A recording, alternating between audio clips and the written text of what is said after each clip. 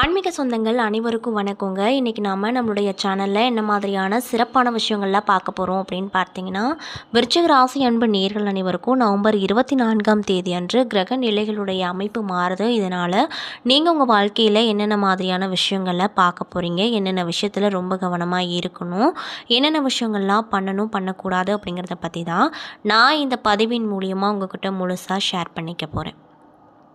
இந்த பதிவில் சொல்லக்கூடிய எல்லா விஷயங்களும் கண்டிப்பாக உங்களுக்கு ரொம்பவே பயன் தரக்கூடிய விஷயமாக தான் இருக்க போகுது. ஸோ வீடியோ ஸ்கிப் பண்ணாமல் முழுசாக பாருங்கள். மேலும் உங்கள் ராசி அதிபதியாக இருக்கக்கூடிய செவ்வாய் பகவானை உங்களுக்கு ரொம்ப பிடிக்கும்னா அந்த வீடியோக்கு ஒரு லைக் பண்ணிவிட்டு நம்மளுடைய கமெண்ட் பாக்ஸில் செவ்வாய் பகவானுக்கு போற்றி அப்படின்னு சொல்லி மறக்காமல் பதிவிடுங்க. மேலும் இது போன்ற ஆன்மீகம் சார்ந்த வீடியோக்களெல்லாம் நீங்கள் முழுசாக பார்த்து தெரிஞ்சுக்கணும் அப்படின்னு ஆசைப்பட்டா நம்ம சேனலை மறக்காமல் சப்ஸ்கிரைப் பண்ணிவிட்டு கீழே இருக்கும் பெல்லைக்கானையும் மறக்காமல் கிளிக் பண்ணுங்கள். அப்போ தான் நம்ம சேனலில் போடுற எல்லா வீடியோவுமே நோட்டிஃபிகேஷனாக உங்கள்கிட்ட வரும். ஸோ இப்போ வாங்க நம்ம வீடியோக்குள்ளே போய் தெளிவாக பார்த்து தெரிஞ்சுக்கலாம். செவ்வாயை அதிபதியாக கொண்ட விருச்சிக ராசியில் பிறந்த நீங்கள் ரப்பர் மரங்களுக்கு ரணங்கள் ஒன்றும் புதிதல்ல அப்படிங்கிறதுக்கு போல் எத்தனை கஷ்டம் வந்தாலுமே உங்களை நீங்களே தேர்த்திக்குவீங்க. எதையும் விடாப்பிடியாக பிடித்து கொண்டிருப்பீங்க. பதுங்கிய பின் பாயும் புள்ளிய போன்றவங்க தாங்க நீங்கள். பூமிக்காரகன் அப்படின்னு சொல்லக்கூடிய செவ்வாய் உங்கள் ராசியின் அதிபதியாக வராரு. எனவே சிறிய அளவிலாவது உங்களுடைய பேரில் சொத்து அப்படிங்கிறது எப்பொழுதுமே இருக்கும் அப்படின்னு சொல்லப்படுது. இன்னும் சிலருக்கு இரும்பு சத்து குறைபாடு இருக்கும். உங்கள் ராசிக்கு ருணரோக சத்ருஸ்தானமான 6வது இடத்திற்கு அதிபதியும் செவ்வாய் வருவதால் பலருக்கு இரத்த அழுத்தம், முடி உதிர்தல் போன்ற பிரச்சனைகள் வரக்கூடும். உங்களை பொறுத்த வரைக்கும் உங்களுடைய பேச்சே உங்களுக்கு எதிரி அப்படின்னு சொல்லப்படுது. 2வது இடமான தனவாக்கு குடும்பஸ்தானத்திற்கு அதிபதி குரு பகவான். இதனால் வாழ்க்கையில் பிற்பகுதிக்கு மேலே பண வரவு, சேமிப்பு போன்றவை கிடைக்கும். உங்கள் வாழ்க்கை துணையை பற்றி சொல்லும் 7வது இடத்திற்கு அதிபதி சுக்கிரன் வருவதால் உங்களுடைய வாழ்க்கை துணைவர் ஏதேனும் ஒரு வகையில் பிரபலமானவங்களாக இருப்பாங்க. கலைகளில் மிக ஆர்வத்தோடு இருப்பாங்க. உங்களிடம் மிகுந்த அன்போடு இருப்பதோடு மட்டுமல்லாமல் ஒரு நண்பரை போலவும் பழகுவாங்க. சயனஸ்தானம் என்னும் 12வது இடத்திற்கு சுக்கிரனே அதிபதி அப்படிங்கிறதுனால 4 நாட்கள் வேலை செய்தாலும் 2 நாட்கள் சுகமாக இருக்கணும் அப்படின்னு ஆசைப்படுவீங்க. அடிக்கடி வெளியூருக்கு சென்று வருவீங்க. பயணங்களை ரொம்ப அதிகமாக விரும்புவீங்க. அது மட்டும் இல்லாமல் விருச்சிக ராசிக்கு அதிபதி செவ்வாய் இருப்பதால் மகான்களை தரிசித்து வருவது உங்களுக்கு நல்லது கிடைக்கும். அது மட்டும் இல்லாமல் உங்கள் ராசியில் சந்திர பகவான் நீச்சம் அடைவதால் சற்றென்று புத்தி வேலை செய்யாது. திடீரென பிரச்சனை வரும்போது என்ன செய்வதென்று தெரியாமல் விழிப்பீங்க. அது போன்ற சந்தர்ப்பங்களில் நீங்கள் எதிர்கொள்ளும் பிரச்சனைகள் எல்லாமே தீரணும் அப்படின்னா மகான்களை வழிபாடு செய்யுங்க. கண்டிப்பாக உங்கள் பிரச்சனைகளுக்கு நல்ல ஒரு தீர்வு அப்படிங்கிறது நிச்சயமாக கிடைக்கும்.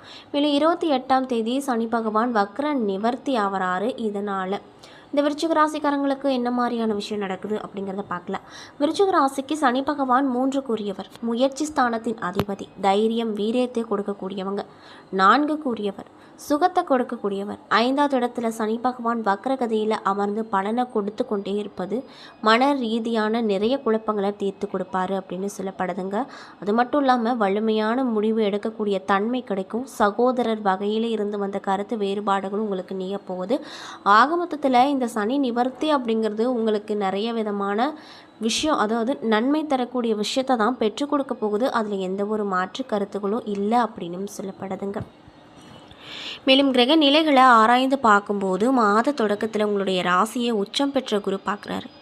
குரு பார்க்க கோடி நன்மை என்பதற்கேற்ப தொட்டதெல்லாம் துவங்கும். தொழிலில் முன்னேற்ற பாதையை நோக்கி செல்வீங்க. வெற்றி கனியை எட்டி பிடிப்பீங்க. முக்கிய புள்ளிகளின் வீடு தேடி வாழ்த்துவாங்க. இதனால் மகிழ்ச்சிகரமாகவும் காணப்படுவீங்க. அது மட்டும் இல்லாமல் பொது வாழ்வில் இருக்கக்கூடியவங்களுக்கு புதிய பொறுப்புகளும் பதவிகளும் கிடைக்கும். குலதெய்வ வழிபாடும் தசாபுத்திக்கேற்ப தெய்வ வழிபாடுகளும் நீங்கள் எடுக்கும் முயற்சிகளில் அனுகூலத்தை கிடைக்க உறுதுணையாக இருக்கும். ஸோ இந்த விஷயங்களை பரிகாரமாக பண்ணுங்கள். மாத தொடக்கத்தில் குரு பகவான் உங்கள் ராசிக்கு 9வது இடத்துல உச்சம் பெற்று சஞ்சரிக்கிறாரு. அவரது முழுமையான பார்வை உங்கள் ராசியில் பதிவது யோகமான காலமாக பார்க்கப்படுது. மேலும் தொட்ட காரியங்களில் வெற்றி பெறவும், தொழிலில் முன்னேற்றம் பார்க்கவும், வெற்றி செய்திகள் வீடு தேடி வரவும் குருவின் பார்வையால் உங்களுக்கு இத்தனை வகையான நன்மைகள் பிறக்கும் அப்படின்னு சொல்லப்படுது. அப்படிப்பட்ட குரு பகவான் உங்கள் ராசிக்கு தன பஞ்சாதிபதியாக வராரு. அவர் கார்த்திகை 2ஆம் தேதி அன்னைக்கே முதல் வக்ரமும் பெற்றிருந்தார். வக்ரம் பெற்றாலுமே உச்சம் பெற்ற குரு அப்படிங்கிறதுனால கவலைப்பட வேண்டாம் அப்படின்னு சொல்லப்படுது. இன்னும் சிலருக்கு நல்ல நல்ல காரியங்கள் தடைப்பட்டாலுமே கடைசி நேரத்தில் அந்த விஷயங்கள் கைகூடி வரும். அதனால் பயந்துக்காதீங்க. மேலும் கார்த்திகை 11ஆம் தேதி விருச்சிக ராசிக்கு சுக்கிரன் வராரு. உங்கள் ராசிக்கு 7 மற்றும் 12 ஆகிய இடங்களுக்கு அதிபதி தான் சுக்கிரன். அவர் உங்கள் ராசியிலேயே சஞ்சரிக்கும் இந்த நேரத்தில் சுக்கிரமங்கல யோகம் செயல்படுதுங்க. இதன் விளைவாக ஆன்மீக பயணங்கள் அதிகரிக்கும். உடன்பிறப்புகளின் வழியே வரும் சுப காரியங்களை சிறப்பாக முடித்து கொடுப்பீர்கள். ஆடை ஆபரண சேர்க்கை கிடைக்கும். மேலும் பொது வாழ்வில் இருக்கக்கூடியவங்களுக்கு நல்ல நல்ல பொறுப்புகளும் பதவிகளும் கிடைக்க போகுது. அரசு அனுகூலம் உண்டாகும். அதே போல் கார்த்திகை 20ஆம் தேதி தனுசு ராசிக்கு செவ்வாய் செல்ல போகிறார். உங்கள் ராசிநாதன் 2வது இடம் எனப்படும் தனஸ்தானத்திற்கு செல்லும் இந்த நேரத்தில் தனவரவு தாராளமாக வந்து சேரும். தொழிலில் எதிர்பார்த்ததை காட்டிலுமே கூடுதலான லாபம் கிடைக்கும். வியாபாரத்தில் வாடிக்கையாளர்களின் எண்ணிக்கை அதிகரிக்கும். இதுவரை வாடகை கட்டிடத்தில் நடைபெற்ற தொழிலை சொந்த கட்டிடத்திற்கு மாற்ற எடுத்து வைக்கக்கூடிய முயற்சி எல்லாத்திலுமே கைகூடி வரப்போகுது. போட்டிக்கு கடை வைத்தவங்க தானாகவே விலகி போவாங்க. புதிய முயற்சிகளில் வெற்றி அப்படிங்கிறது நிறைய கிடைக்கும். மேலும் கார்த்திகை 20ஆம் தேதி விருச்சிக ராசிக்கு புதன் வராரு. உங்கள் ராசிக்கு லாபாதிபதியான புதன் அவர் ராசிக்கு வரும்போது இந்த நேரத்தில் பணம் பல வழிகள் இருந்து உங்கள் கையை நிரப்பும். மனதில் நினைத்ததை மறுகணமே செஞ்சு முடித்து காட்டுவீங்க. வளர்ச்சி பாதையில் அடியெடுத்து வைக்கக்கூடிய நண்பர்கள் உறுதுணையாக இருப்பாங்க. புதிய சந்தர்ப்பங்கள் தொழில் வளர்ச்சிக்கு சாதகமாக இருக்கும். பழைய வாகனங்களை கொடுத்துவிட்டு புதிய வாகனங்கள் வாங்குவதில் ஆர்வமாக இருப்பீங்க. புகழ்பெற்ற ஆலயங்களுக்கு சென்று வழிபட்டு வர வேண்டும் என்ற சிந்தனை மேலோங்கும். மேலும் பொது வாழ்வில் ஈடுபட்டு இருக்கக்கூடியவங்களுக்கு இந்த காலகட்டம் எப்படி இருக்க போகுது அப்படின்னு பார்த்தீங்கன்னா, மேலிடத்தில் நல்ல பெயர் அப்படிங்கிறது நிச்சயமாக உங்களுக்கு கிடைக்கும். வியாபாரம் மற்றும் தொழில் செய்பவர்களுக்கு கூடுதல் லாபம் கிடைக்க போகுது. உத்தியோகத்தில் இருப்பவங்களுக்கு உயர் பதவிகள் தேடி வரும். கலைஞர்களுக்கு புதிய ஒப்பந்தங்கள் வந்து சேரும். மாணவ மாணவிகளுக்கு பெற்றோர் மற்றும் ஆசிரியர்களின் ஆதரவு அப்படிங்கிறது ரொம்பவே மகிழ்ச்சி தரக்கூடியதாக இருக்கும். மேலும் பெண்களுக்கு குடும்ப முன்னேற்றம் திருப்தி தரக்கூடிய வகையில் இருக்கும். கல்யாண கனவுகள் அப்படிங்கிறது நனவாகும். மேலும் உங்களுக்கு அதிர்ஷ்டம் தரக்கூடிய நாட்கள் நவம்பர் 17, 23, 24, 28 மற்றும் 29, டிசம்பர் 8, 9, 10, 14, 15. மேலும் மகிழ்ச்சி தரக்கூடிய வண்ணம் ஆனந்த நீலம் அப்படின்னும் சொல்லப்படுதுங்க. மேலும் புதிய வீடு வண்டி வாகனங்கள் வாங்கக்கூடிய யோகம் உங்களுக்கு அமைஞ்சிருக்கு. அது மட்டும் இல்லாமல் நவம்பர் 28ஆம் தேதிக்கு பிறகு வீட்டையும் மாற்றிடலாம். புதிய வீட்டுக்கு செல்லலாம். கட்டிய வீட்டை பழுது பார்க்கலாம். புதிய வாகனங்களை வாங்குவது போன்ற எண்ணங்கள் தோன்றும்.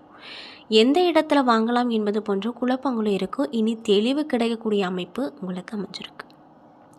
குழந்தைகள் நலன் சார்ந்த விஷயங்களும் இனி நன்றாக இருக்கும். முயற்சிகள் அனைத்திலுமே வெற்றி பெறக்கூடிய யோகக்கட்ட காலமாக உங்களுக்கு அமைஞ்சிருக்கு.